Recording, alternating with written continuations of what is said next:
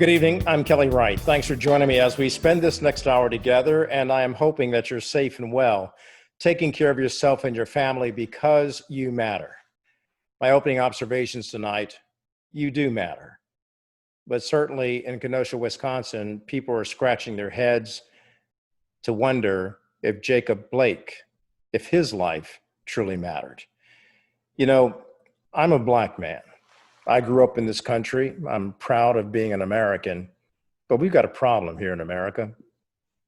You see, it's unconscionable for me to look at a video where a young 29-year-old Black man with his 3 children in his car is walking back to his car. And yes, there could be a question, arguably, that he should have listened to police and complied, but he was unarmed, walking to his car. And you see a police officer holding him by the tail of his shirt. And as he's getting into the car, that officer chooses at that moment to shoot once, twice, 3, 4, 5, 6, 7 times in young Jacob Blake's back.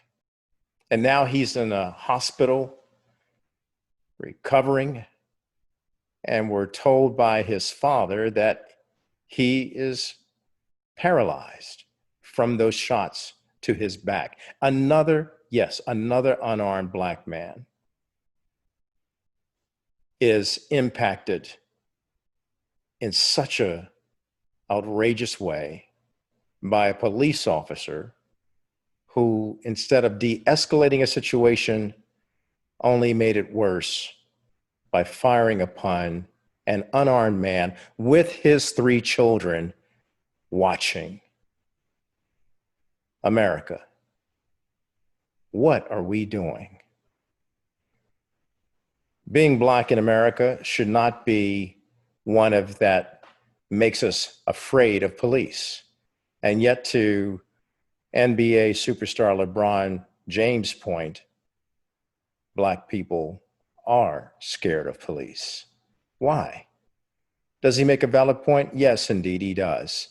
Because we don't know what kind of mood an officer will be in when we encounter them. I'm reminded of personal experiences that I've been through, driving my family to my home. And because I was driving a nice luxury car with my wife and 2 young sons in the back, being followed at night by a squad car to my home, and having the fear of wondering, what is going on? Do I have a taillight out? Is there something going on? Only to pull into my driveway, have the officer stop in front of my home, and me fearfully telling my kids and my wife to get into the house. And as the man of my household, I approached the police officer, perhaps foolishly, but yet I approached the police officer, and he began to drive away, and I yelled out, "Stop. Why did you follow me?" His response, "Oh, you fit the description." The description of what? And when he recognized that I was someone working in the media, he then said, "I'm sorry." It could have gone a different way. But the point of the matter is that all of us in this skin tone, we understand that there is a racial bias. Now, you may disagree with me. That's fine if you want to disagree with me. But when do we say enough is enough? When do we finally say we have to have this discussion? We're going to talk about it tonight. With various people will come on this program and respond, of course, to what's happened in Kenosha, and will there be another situation? I mean, Kenosha, Rayshard Brooks in Atlanta, George Floyd in Minneapolis, Breonna Taylor in Louisville, Kentucky, Ahmaud Arbery in Georgia. When does it end? I pose the question to you. Let's be aware, Black and white, that we got a problem in this country. And we can't wait for a president or a political party to address the issue, or for that matter, we can't wait for anyone to address the issue but ourselves. Dr. King said it best. We must learn to live together as brothers and sisters, or perish together as fools. And those are my opening observations. So the situation that unfolded in Kenosha, Wisconsin, erupted in violence, rioting, people expressing outrage. Here's what the fiance of Jacob Blake had to say.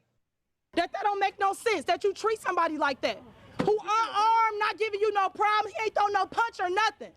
What, you mad because you tased him and he didn't bend? He didn't break, he pulled it out? So you felt intimidated because you had a gun, so you used it? You overused it, that's what you did. You shot him numerous times for no reason. It didn't take all that. So joining me now is Dr. Benjamin Chavis. He's the president and CEO of the National Newspapers Publishers Association and the Black Press USA, which is doing a great job throughout this country, keeping Black Americans informed, as well as all of Americans informed about what's going on a daily basis. Doc, before we get into the RNC, which of course will be front and center, the one thing we have to talk about is what's happening in Kenosha, Wisconsin, with the shooting, the police-involved shooting of Jacob Blake. You know, to see it, it's like, are you... Right. Well, thank you once again. Always be glad to be on the Kelly Wright Show. And another sun has set in America in the aftermath of another police shooting. And it appears from the video that we all have watched repeatedly over the last 24 hours, an unjustified police shooting of another young Black man, 29 years old, a father, 3 children who were in the car, in the vehicle. And of course, I think LeBron James summed it up earlier today. He said that the officers, if they wanted to restrain Blake, there were all kind of ways they could have restrained him. But to wait for him to turn his back, to get in his vehicle, and then to shoot him 7 times in the back, there's no justification.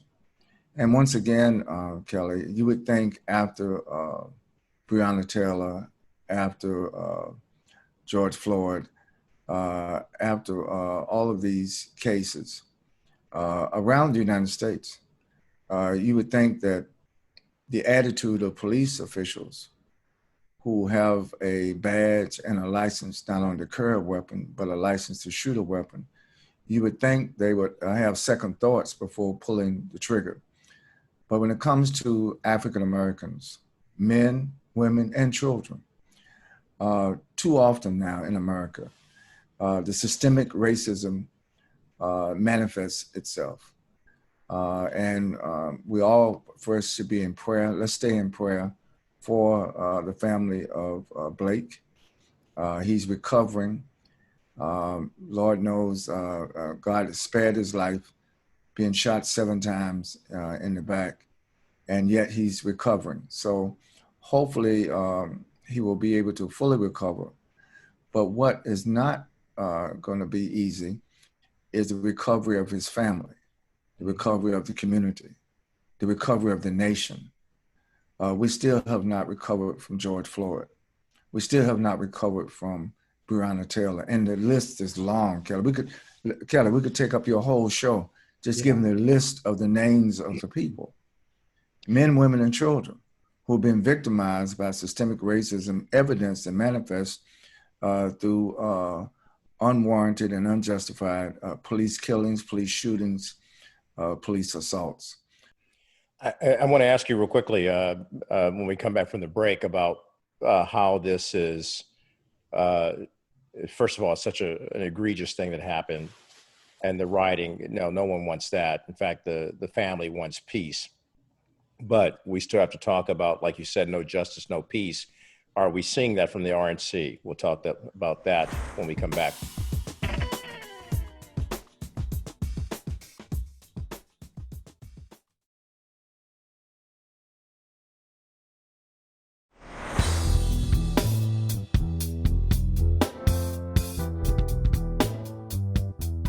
Welcome back. I'm talking to Dr. Benjamin Chavis, who, of course, is the president and CEO of NNPA, Black Press USA. And we were talking about what happened to Jacob Blake there in Wisconsin. And now we're talking about what's unfolding with the RNC. We heard from Nikki Haley, Senator Tim Scott, the only Black Republican senator in Congress, and then also Kimberly Guilfoyle, and they were talking. These are ethnic people who were talking about racism. Nikki Haley going so far as to say racism is not existent, which kind of shocked me because she is someone who knew about it, about racism being in existence, including talking about Mother AME, where 9 people were killed there in Charleston, South Carolina, when she was the sitting governor. Having said all this, what did you get from the RNC about their messaging to America?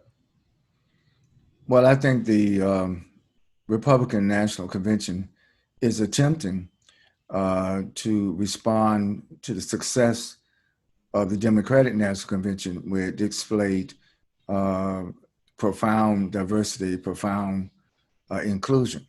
And I think the RNC is struggling to put forth a similar picture. However, I think that at the end of the day, when people weigh what happens at the RNC versus what happened at the DNC, I think people of color will be able to detect who's authentic, who's speaking not only from the head, but also from the heart.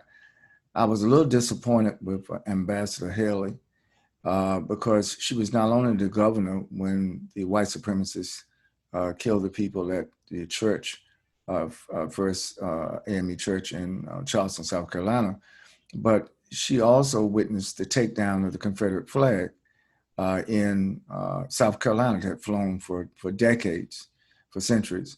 And I think that one of the things that we need to not be in denial of, which she said in her speech, which was very surprising, Kelly, that the United States is not a racist country or racist nations. I think that's what she said. Mm-hmm.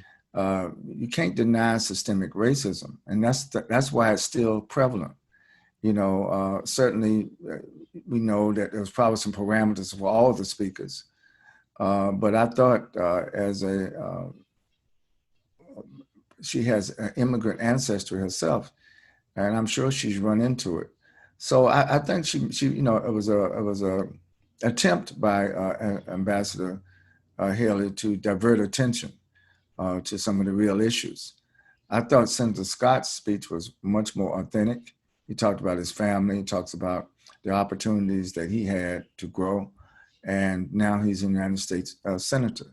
And he talked about his own struggles with life in school, but he worked hard to overcome the difficulties that he had in his early ages. I thought it was a great story. It's a great American story, not just a Black American story.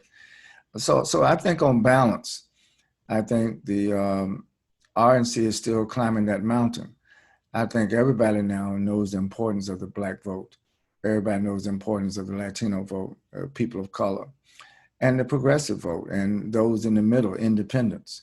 I think both the RNC and the DNC are appealing to people in the middle, people who have not made up their mind yet. And I think they still have a ways to go. It's good of you to join us today, and we hope that we get to talk to you again tomorrow about what's happening with the RNC. And of course, we'll be keeping our eyes on Kenosha throughout the rest of this week as developments from that unfold. So we got a lot to deal with this week. Dr. Benjamin Chavis, thank you. Thank you. God bless. God bless you. Back with more after this.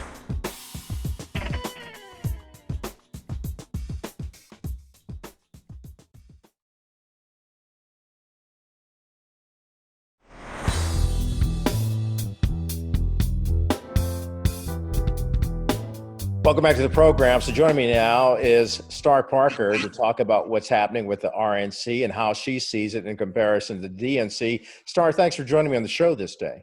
Well, thank you. It's good to be with you. The RNC, what's the messaging that you would say is coming out of the Republican Party? Is it the Republican Party or is it all Donald Trump? I think it's a combination of both. Donald Trump is the leader now of the Republican Party, and the Republican Party has not moved very much away from its ideas of individual liberty and freedom and allowing people to just excel. So when you have a charismatic leader like Donald Trump saying, hey, let's make America great again, they're willing to do that and follow that type of lead and then bring the energy that also is exhibited in the various people that make up the Republican Party, those that we saw last night. And as we go into the rest of the convention, we will see more, I'm sure. And what's the messaging that we're seeing? Because some people in America are kind of scratching their heads saying, well, I thought we were going to have a more positive approach. Instead, it sounds like the Republican Party through the RNC is saying to America, if you happen to be Democrat, you're wrong for America. What about Americans being right for all Americans, regardless of party affiliation? Well, that's not possible, in particular in the polarized system that we're in right now and where we are in our history. First of all, politics is always sloppy. So people that are always saying, can't they get along? Well, why would you have an opposition party if you wanted them all to get along? They don't. That's what debate is about, and this is where we do that. You go into the entertainment world, into other worlds to find that kind of peace people might be looking for. But when you're struggling for in the world of ideas, when you're trying to put one worldview above another in law, you're going to have quite a bit of tension. And the contrast couldn't be more visible this go around because you're talking about a Democrat Party who's become a very, very big government party against a party that's saying we want limited role of government. We want people to be able to be free. We don't want all this excessive regulation over business. We don't want all this excessive manipulation of individuals. So that's what we're seeing, and that's why we're seeing it very, very noisy. So some people can say that, well, it was a little divisive, but I think that you have to admit most of the people that were on that stage last night were very, very happy, but it is noisy, and it is an opposition party, the Republicans versus the Democrats. Well, yeah, and Star, I hear you loud and clear. It was noisy. You said a little bit divisive. Some might say it was very divisive when you have the former governor of South Carolina and the UN ambassador, Nikki Haley, stating that racism in America is a lie, that it does not exist, when clearly, if you have the shooting of George Floyd and Ahmaud Arbery and Breonna Taylor, a case that has still not been resolved, by the way, there are a lot of Black Americans and Brown Americans and Native Americans who are suffering from what they call systemic racism and the disparities and inequities that do exist in these communities. And you just keep hearing a lot of finger pointing about it's always a Democratic city. But yet coronavirus and poverty doesn't discriminate, and yet it affects these communities more adversely. I mean, how do the Republicans respond to that if they're saying that it's a left problem, a Democrat problem, when it's an American problem?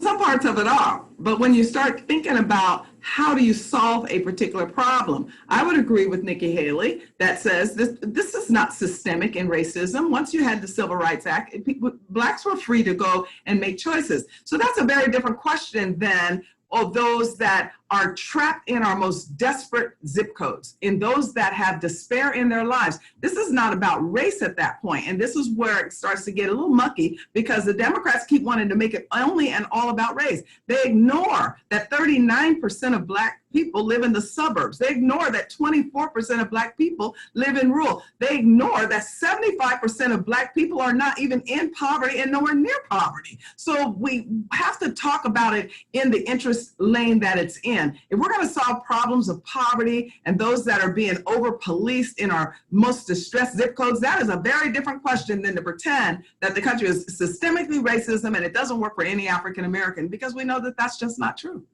Yeah, I'm talking to Star Park. Back with more after this.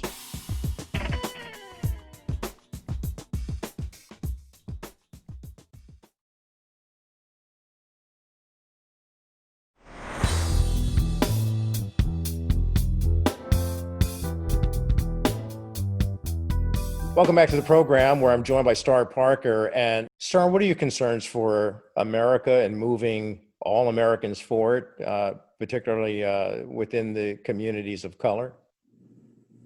Well, I think for the folks of color, the challenge that we have is that those that say that they represent their interests have not entertained new ideas for how they can really escape poverty. They are the ones that stand in the way of opportunities for money to follow children to schools parents want. They're the ones that stand in the way of us personalizing Social Security so they can start building a bank account and where it has some net worth in it. They're standing in the way of all of the reforms that might actually help people in their uniqueness and in their individualism. They're even standing in the way now of opportunity zone initiatives to where capital can flow into these communities so that jobs can be created. So I think that the poor are getting a bad deal. But when it comes to where do we go forward, I think it's about time that African Americans in particular start disconnecting themselves from the collectivism that we've been demanded to do over the last 30 years and start thinking individually to say, okay, of my interests and my family's interests, where do I really fit? What do I really believe? Because once you do that, then you're going to choose a party accordingly. I mean, you can go back all the way to the Malcolm X days and say we shouldn't throw all of our eggs in one basket politically.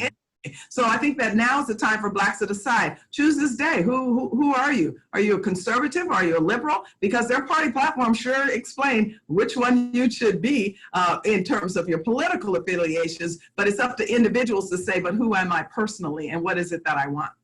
Star Parker here on the Kelly Wright Show. I appreciate you, Star Parker, bringing your insights into this, and look forward to talking to you. Well, not tomorrow, but perhaps the day after that. I know you've got your own show to handle tomorrow, but do appreciate your voice and bringing it on with a different perspective of how things are being viewed from the RNC and the DNC.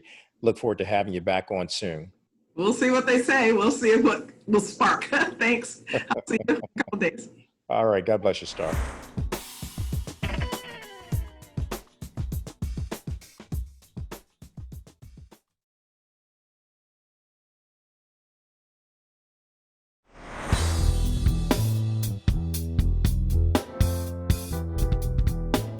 Welcome back to the program. So I'm delighted to have as my guest attorney Mark Harris with the Ben Crump Law Firm based in Sacramento, California, and of course, attorney TIMOTHYALAN Simon, who owns and operates TAS Strategies. Should also point out that Timothy serves as the chairman of the board of directors for the California Black Chamber of Commerce. Gentlemen, it's good to have you. My West Coast connection is in the house once again. Good to be here. Great to be here, Kelly. Yeah, we've got a lot to talk about, and obviously I want to get to the RNC, but before we get to that, I really want to talk about what's happened in Kenosha, Wisconsin. As you know, there's rioting going on. Last night was a very destructive night, but it's the outgrowth and the expression of the anger that so many people have with what happened to Jacob Blake. The young man walking to his car, we see the police officer following him and actually holding him by his shirt. And then as Blake is getting into his car, the officer pulls the trigger and fires 7 shots in his back. Now, the family doesn't want to see the rioting, of course. The family does want to see some justice brought to this shooting. Mark, I'm going to begin with you from a civil rights perspective. What do you say from the outside looking in on the video that we've seen that has hurt so many people to watch this yet again? First, I want to express my condolences to Mr. Blake and the Blake family. His father was on television yesterday talking about this. He updated us this morning and reported, as you and I and Timothy talked earlier, that Mr. Blake appears to be paralyzed. He's alive, but paralyzed. And full disclosure, our law firm, the Ben Crump Law Firm, is representing Mr. Blake in this action. I was happy to see my partner and colleague, Ben Crump, agree to take this case on. It can't just be those cases in which someone winds up dead. What we're trying to do proactively as a law firm is to take cases where people survive police misconduct so that they can tell their truth. They can tell the truth as to what actually happened in their own words to enhance whatever video may be available. And I'm so proud of Ben for taking this case on. One thing that he said that I want to really make sure that your viewers take to heart: we'll not have the reduction in violence until we have true police reform. Timothy. This, from all apparent indications from the video, was excessive force by the police, where there was no imminent threat of violence to the police officers themselves or any of the participants in what appeared to be a domestic dispute, not domestic violence, but domestic dispute. I think this is, first off, my prayers as well to this young man. And I pray that God bless him with healing and that he can, overcome the paralysis. I understand they are not certain that the paralysis is permanent at this time. But more important, when we say defund the police, we're not saying take away all funds from the police. It is putting those funds into the proper places where they can make a difference for the communities that the officers are supposed to be serving. That was not service. That was a blatant, violent attack on an American citizen with his back turned. There's no way to justify it. We also must remind ourselves that the strength of these police departments and how they have evolved to become such threats is by way of their collective bargaining agreement and the power of the police unions. Mark Harris and I witnessed when the Correctional Police Officers Association in California became the most powerful union in California under the administration of Gray Davis, and they still remain relatively powerful. We have to have a fuller discussion of not just police conduct, but the police power and how close we are to being a police state, particularly in the African American community. But again, my prayers go to the family, and Mark, thank you and Attorney Crump for stepping up to do everything we can to find justice in this tragedy. Gentlemen, this is heartbreaking. It causes a lot of heartbreak to see this and anger and frustration. And at the same time, it's important to be angry, but sin not. So when you see the anger erupt into violence expressed in the streets and the destruction of property, that doesn't help in terms of what the demand is, justice and then peace and reconciliation. Mark, the family, of course, has expressed clearly they do not want to see violence. They don't want to see the eruption of rioting. And certainly we see people finger point that and not look at the root causes of that kind of anger erupting into riots. So what would be your message to people who are watching this and saying, well, how do we handle this? How do we handle this frustration? How do we put this, how do we put our anger in place of doing something positive for the family and positive in terms of turning this around? To borrow from the great El Hajj Malik El Shabazz, otherwise known as Malcolm X, and running the risk of being vilified the way that he was for making the statement, America's chickens are coming home to roost. In this situation, it's understandable to me. There was a very famous comedian that had a tagline that said, "I don't condone certain violence, but I understand." That's the way I feel about it. I was born into violence in South Central Los Angeles. I witnessed violence in the 60s and the 70s and the 80s and now into the 2020s. I think it's disingenuous to tell people who are suffering at the levels that they're suffering to be good boys and good girls and to toe the line. I think that's absolutely something that they won't receive in any kind of a credible way. I echo the words of my colleague, Ben Crump, who says, until we have systemic change, until we have more than just hashtags and rhetoric, true fundamental change in policing, we're going to see more and more violence throughout this entire country. There'll be more and more burning and more looting and more violence until we have true reform and change within policing. I'm talking to attorneys Mark Harris and Timothy Simon. When we return, we will talk about, in the wake of all of this that's unfolded, it was also the opening night last night of the RNC convention. We'll talk about that next.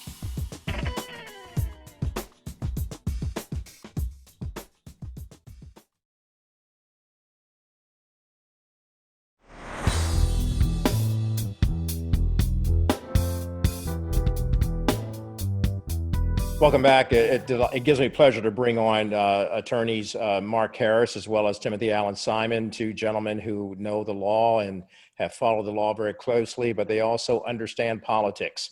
Last week, gentlemen, we talked about the DNC. What's the difference with the RNC? Is there a stark contrast, Timothy? Oh, there is a dramatic, stark contrast. I think one party clearly was putting out a message that was concealing the reality of their president, that being Donald Trump, was narrowing the message to, I believe, largely a base with some fringe elements of engagement.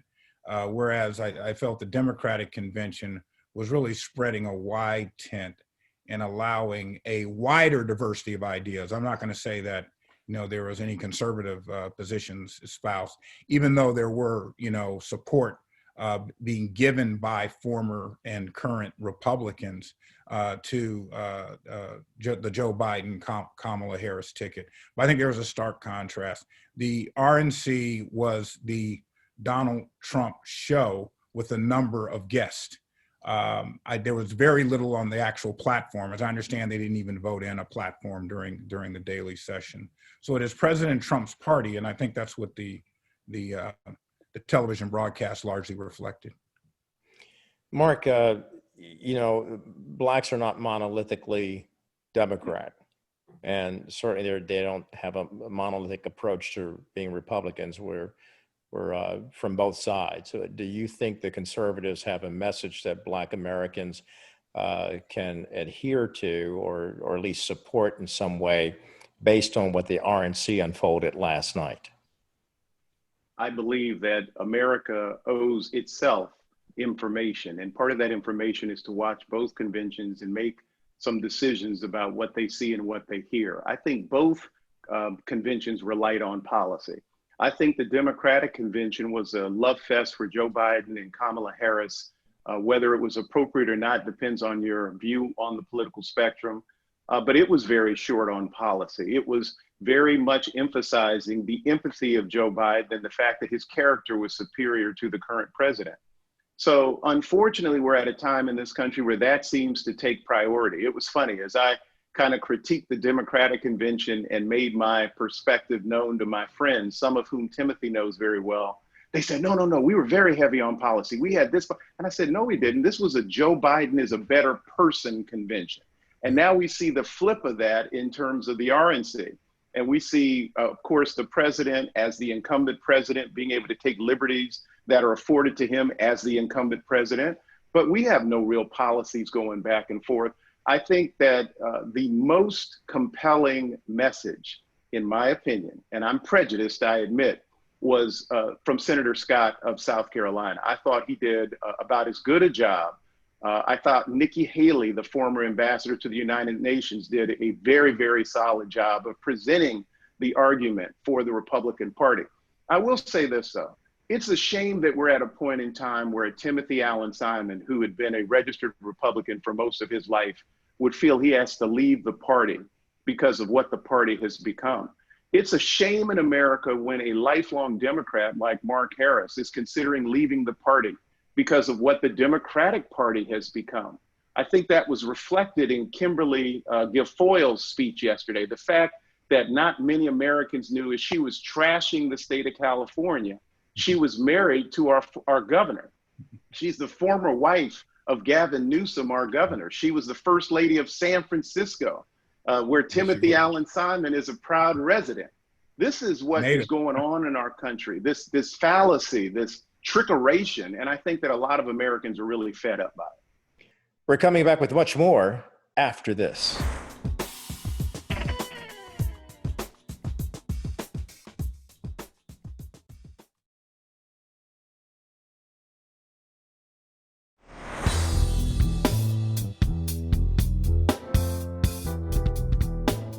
Going back to something that Timothy talked about with opportunity zones, this is something that has come under the Trump administration. And opportunity zones can be beneficial and helpful to people living in urban and rural areas that have often been marginalized and overlooked. So when you look at that standpoint, let's drill down beyond all the noise. And there's of course, the HBCUs, which he has signed into law as having permanent funding for it, albeit the criticism is that he didn't do enough. provide enough money. But the point is, he did something that previous administrations had an opportunity to do and yet failed to do so. So But you know what, again, Kelly? go ahead, Mark. It doesn't matter what you call it. Under the Democratic administrations, I've had the distinction of having served one president, two governors, and many mayors throughout my tenure as an attorney and a professor and an economist. And I'm here to tell you, it doesn't matter whether you call it enterprise zone or opportunity zone. There's always these one-off programs. And Democrat and Republican presidents alike fly the flag of that one-off every time they're up for election or re-election. Here's an opportunity zone, making sure that public schools work within Black and brown communities. Here's an opportunity zone, making sure there are no food deserts, meaning that fresh fruits and vegetables and healthy foods are available to those who are the inhabitants of our community. Here's an opportunity zone. People don't want to hear it. Kimberly Klacik, who's running for Congress in Baltimore, Maryland, has put out a viral video. And the most viral part of the video is just her walking the streets of Baltimore in the district of the former congressman, the late Congressman Cummings. She's running for that seat in November. She's running against Kweisi Mfume, who has held that seat before and has come back into politics. That's the reality. Fixing those things is what Black America and brown America wants to see. No more platitude and programs. How about some real change? Timothy, do we run the risk of watching these conventions and then ultimately the tug of war and the politicking and the campaign speeches? Do we run the risk of being distracted, as Mark alluded to, by all the star power that's going on, and we chase what's shiny and then get flim-flam and bamboozled yet again? Absolutely. I think we're not taking enough time to look under the hood, that many of the cities that Attorney Harris referenced are in fact under Black leadership, or oftentimes under legislatures that are either controlled, or at least there's a consensus of Democrats, and they deserve the criticism to some degree as much as Republicans do. But there is something I wanted to point out about the opportunity zones, which I think Republicans are not telling the complete truth about. It was a bipartisan bill. The other author was Senator Cory Booker out of New Jersey. The drafting and dialogue of the bill actually began during the Obama administration. Hydraulic fracking began during the Obama administration. I'm not here to defend the Democratic Party. I'm just here to defend the truth. The energy independence that President Trump talks about by way of our massive resource of natural gas in this country, that came under the Obama administration. So I think on both sides, there's been, as Attorney Harris said, trickeration. And we as African Americans, those of us who consider ourselves independent thinkers, we have to see beyond that and really look at the policies. And, you know, Mark and I are both members of the bar. You take a multi-state exam, they tell you to select the best answer in the multiple choice section. It may not be the right answer, but it's the best answer. And right now, the best answer is Joe Biden and Kamala Harris. But I do think that it opens a wider discussion about policies, who's drafting those policies, but more so, who are the communities that are being, unfortunately, oppressed or suppressed from those policies. And neither party can wash their hands on that one. Gentlemen, I want to thank you both for this extensive conversation about what's happening within the RNC. You know, obviously what's happened in Kenosha, Wisconsin, developments that we will likely follow for the rest of this week. And let us not forget that you are still hard pressed in California with the fires that have erupted. I heard no mention of that last night from Kimberly Guilfoyle, which really surprised me, since she spent a good number of her life there in California. She just degraded and denigrated what was going on in California politically. Just thought she should have been more big, more concerned, more big heart to show what's happening out there. So I am letting you know, I'm praying for you and all of you out there with so many acres of land being devastated by fire. And let us not forget the two storms that are about to hit the Gulf Coast, Louisiana and Texas. So there's so much on the table this week. So please join me again tomorrow as we recap the RNC, their second night. And I appreciate you both, Timothy Allen Simon, Mark Harris. Thank you both. Thank you. Thank you, Kelly.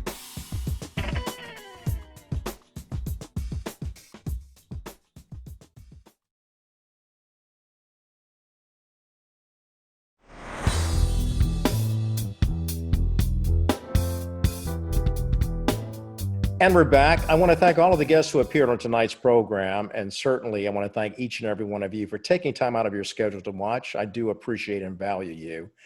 My final word tonight, we go through a lot in this world. It can cause us a lot of heartbreak, a lot of pain, a lot of trouble.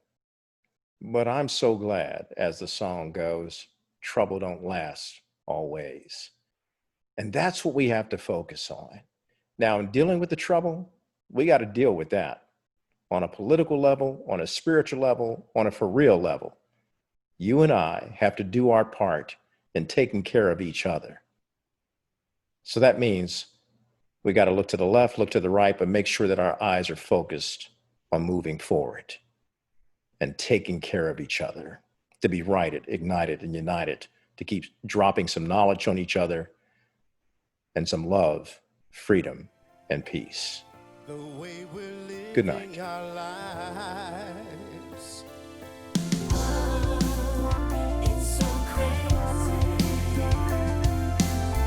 This kind of living ain't right. In times like these, do you ever wonder? We need a savior. In times like these, do you ever wonder? We need a savior. Your broken heart, so bruised and battered, tearing apart at the seams. Your wounded life, so torn and tattered, filled with regrets and broken dreams. It's so crazy, The way we're living this life. It's so crazy. This kind of living ain't right. In times like these, do you ever wonder, could it be we need a savior? In times like these, do you ever wonder?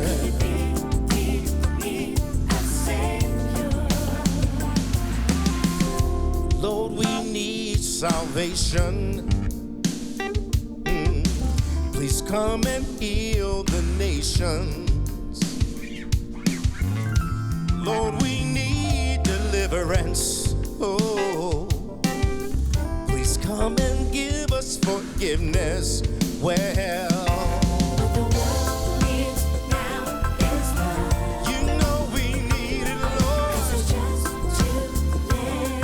there's just too little you know we need it now.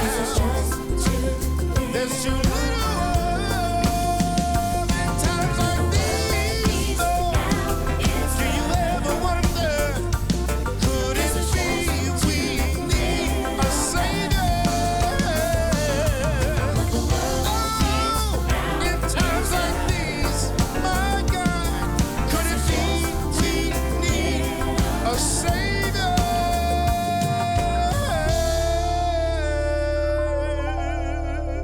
Could it be, oh my God, could it be we